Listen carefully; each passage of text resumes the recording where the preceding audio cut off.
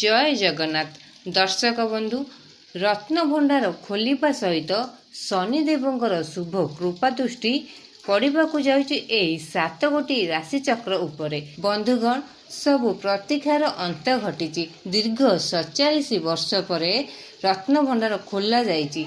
एई रत्नभंडार खोलिबा परे एई 7 गोटी राशि उपरे प्रभाव पड़ी जहा फल कि शनिदेवंकर शुभ कृपा दृष्टि पड़ी।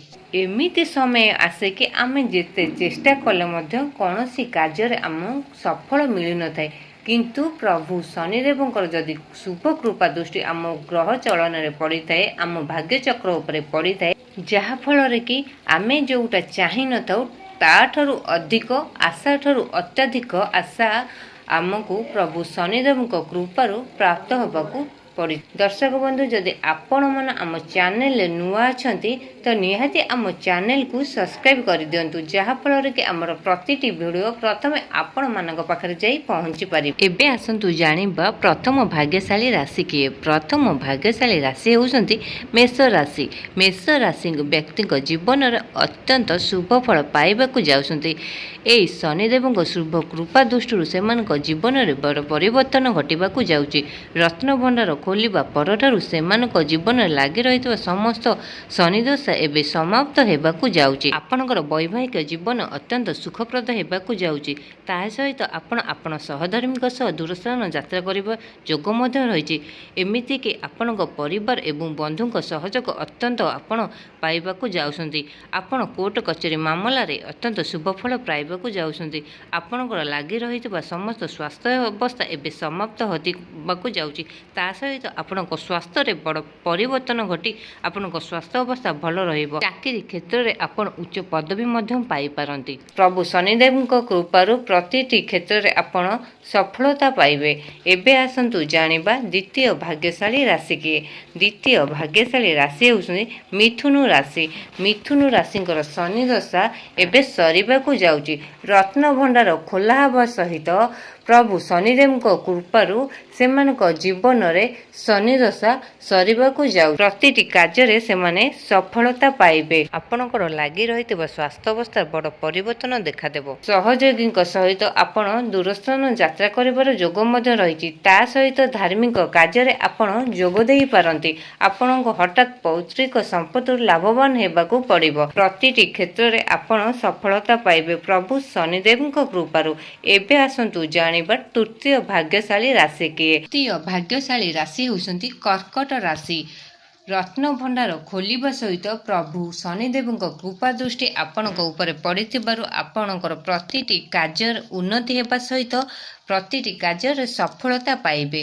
आपण शुभ समाचार पाई खुशी होई पारंती। आपणक बिजनेस क्षेत्र में बड़ इन्वेस्ट हेबाकू जाउची। आपण जेतिकी परिश्रम करथिले परिश्रमर मूल्य आपणको मिलिबो। बैंक बीमा प्रति आपणक सतर्कता रहिबे।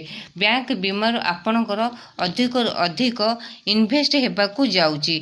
नूतन बंधुक आगमन हेबो। आपणक जीवन में लागि रहितबा समस्त कोर्ट कचेरी मामला एबे समाप्त हेबाकू जाउची। आपणकर इन्वेस्ट 2 गुण बढ़िबाकू जाउची। आपणकर लागि रहितबा समस्त स्वास्थ्यर समस्या एबे सरिबाकू जाउची, जहा फल कि आपणक स्वास्थ्य रे उन्नति घटिबाकू जाउची। आपण कौनसी धार्मिक स्थान को यात्रा करिबार जोग मध्य रहिछि। अचानक आपणकर धन प्राप्ति होबार जोग मध्य रहिछि। आपणकर लागि कि रहितबा आर्थिक समस्या एबे समाप्त हेबाकू जाउछि।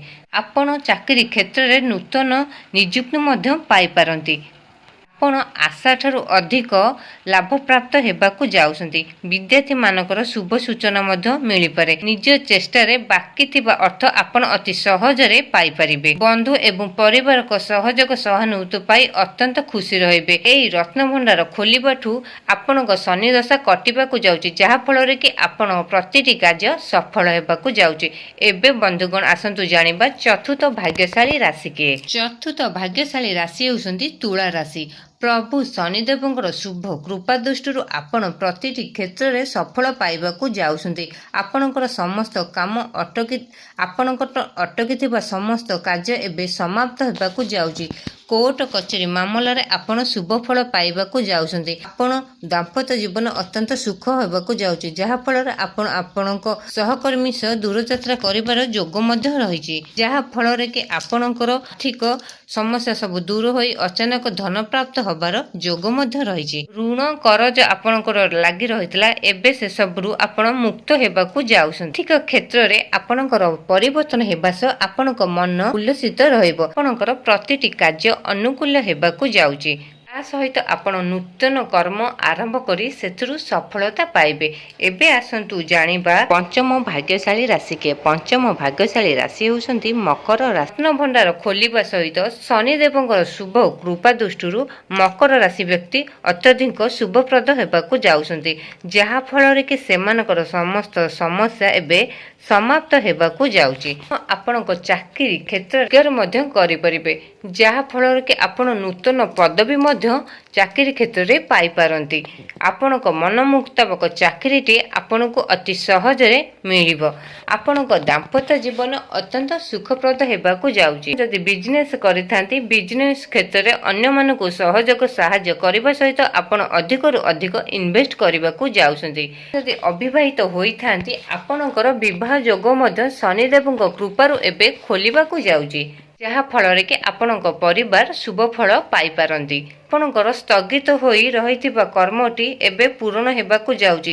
ପ୍ରତିଟି କର୍ମରେ ଆପଣ ସଫଳତା ପାଇବାକୁ ଯାଉଛନ୍ତି। ଆପଣଙ୍କର ଲାଗି ରହିଥିବା ଆର୍ଥିକ ସମସ୍ୟା ଏବେ ସମାଧାନ ହେବାକୁ ଯାଉଛି। ଅଚାନକ ଭାବେ ଆପଣ ଧନପ୍ରାପ୍ତି ହେବାର ଯୋଗ ମଧ୍ୟ ଖୋଲୁଛି।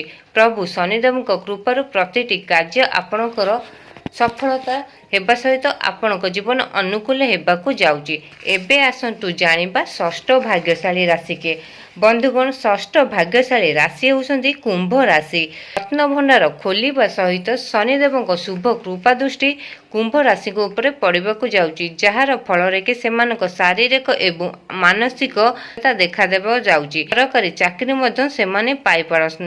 କୌଣସି ନୂତନ କର୍ମରେ ସେମାନେ ବିଜୟ ଲାଭ କରିବେ। ଅଚାନକ ଧନ ପ୍ରାପ୍ତିର ଯୋଗ ମଧ୍ୟ ସେମାନଙ୍କର ରହିଛି। ଶନିଦେବଙ୍କ ଶୁଭ କୃପା ଦୃଷ୍ଟିରୁ ଆପଣଙ୍କ ଜୀବନରେ ପ୍ରତିଟି କାର୍ଯ୍ୟ ସଫଳତା ଆଣିବାକୁ ଯାଉଛି ଏବଂ ପ୍ରତିଟି କାର୍ଯ୍ୟରେ ଆପଣ ଉଚ୍ଚ ପଦବୀ ମଧ୍ୟ ପାଇବାକୁ ଯାଉଛନ୍ତି। ତ ବନ୍ଧୁଗଣ, ଏବେ ଆସନ୍ତୁ ଜାଣିବା ସପ୍ତମ ଭାଗ୍ୟଶାଳୀ ରାଶି କିଏ। ସପ୍ତମ ଭାଗ୍ୟଶାଳୀ ରାଶି ହେଉଛନ୍ତି ମୀନ ରାଶି। ମୀନ ରାଶି ବ୍ୟକ୍ତିଙ୍କର ଅତ୍ୟନ୍ତ ଶୁଭ ସମୟ ଚାଲିବାକୁ ଯାଉଛି। ରତ୍ନଭଣ୍ଡାର ଖୋଲା ହେବା ପରଠାରୁ ଶନିଦେବଙ୍କର ଶୁଭ କୃପା ଦୃଷ୍ଟି ସେମାନଙ୍କ ଗ୍ରହ ଚକ୍ର ଉପରେ ପଡ଼ିବାକୁ ଯାଉଛି, ଯାହାର ପ୍ରଭାବରେ ସେମାନଙ୍କ ଜୀବନରେ ବଡ଼ ପରିବର୍ତ୍ତନ ଘଟିବାକୁ ଯାଉଛି। ସେମାନେ ପ୍ରତିଟି କ୍ଷେତ୍ରରେ ସଫଳତା ପାଇବା ସହ କୋର୍ଟ କଚେରୀ ମାଲି ମକଦ୍ଦମା ଲାଗି ରହିଥିବା ସେମାନଙ୍କର ସମସ୍ତ ସମସ୍ୟା ଏବେ ସମାପ୍ତ ହେବାକୁ ଯାଉଛି।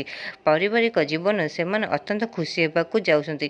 ଦାମ୍ପତ୍ୟ ଜୀବନ ସେମାନଙ୍କର ଅତ୍ୟନ୍ତ ସୁଖପ୍ରଦ ହେବାକୁ ଯାଉଛି। ତା ସହିତ ସେ ସହଧର୍ମୀଙ୍କ ସହ ଦୂର ସ୍ଥାନକୁ ଯାତ୍ରା କରିବାର ଯୋଗ ମଧ୍ୟ ରହିଛି। ଆପଣଙ୍କର ଲାଗି ରହିଥିବା ସ୍ୱାସ୍ଥ୍ୟର ସମସ୍ୟାରେ ଏବେ ବଡ଼ ପରିବର୍ତ୍ତନ ଘଟିବାକୁ ଯାଉଛି, ଯାହାଫଳରେ କି ଆପଣ ସ୍ୱାସ୍ଥ୍ୟାବସ୍ଥା ବହୁତ ଭଲ ରହିବ। ବିଜନେସ୍ ବାଣିଜ୍ୟ କ୍ଷେତ୍ରରେ ଆପଣ ବଡ଼ ଇନଭେଷ୍ଟ କରିବାକୁ ଯାଉଛନ୍ତି। ତା ସହିତ ଆପଣ ଆପଣଙ୍କ ଘରେ କିଛି ଧାର୍ମିକ କାର୍ଯ୍ୟ ମଧ୍ୟ କରିବାକୁ ଯାଉଛନ୍ତି। ମାନସିକ ଚିନ୍ତା ଆପଣଙ୍କର ଦୂରେଇ ଯାଇ ଏବେ ଶାନ୍ତି ଅନୁଭବ କରିବେ।